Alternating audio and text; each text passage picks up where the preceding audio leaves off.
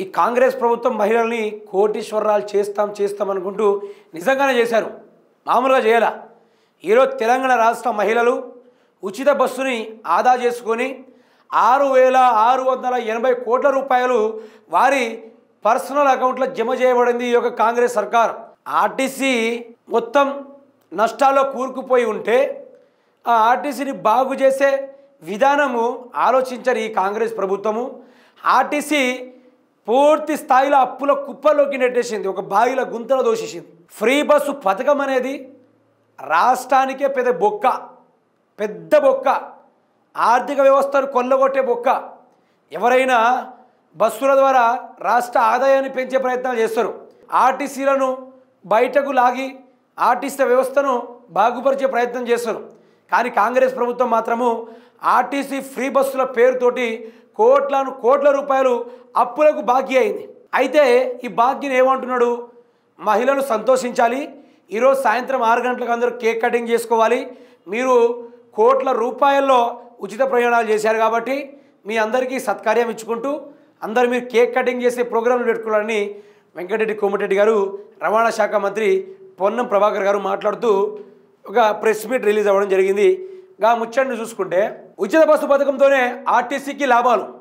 ఉచిత బస్సు పెట్టడం వల్ల ఆర్టీసీ రాబోయే రోజుల్లో తీసేయబడుతుంది. ఆర్టీసీ మొత్తం అప్పుల్లోకి కూరుకుపోయింది, ఈ కాంగ్రెస్ పార్టీలోనే కూరుకుపోయింది. చూడండి, ఉచిత బస్సు పథకంతోనే ఆర్టీసీకి లాభాలు 200 కోట్లు ఉచిత ప్రయాణాలు పూర్తి.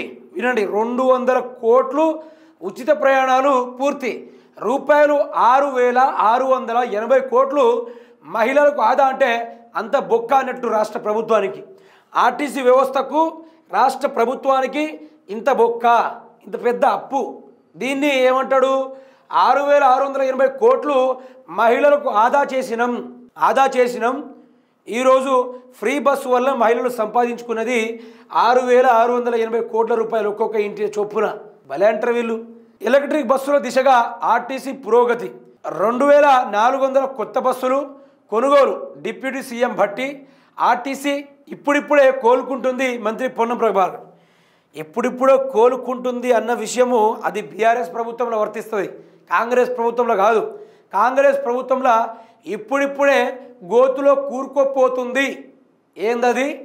గోతులో కూరుకోబోతుంది ఆర్టీసీ వ్యవస్థను బొందలో అప్పుల్లో నెట్టేస్తున్నారు. మరో ప్రభుత్వం వచ్చినప్పటికీ ఈ యొక్క ఆర్టీసీ వ్యవస్థ మొత్తం కూలిపోతుంది, మొత్తం ఆగమైపోతుంది, అప్పులు కుప్పలుగా మారిపోతుంది. ఆర్టీసీ నడపాలన్నా కూడా 1కి 100 సార్లు ఆలోచించే స్థితికి దిగజారుస్తూ ఉన్నారు.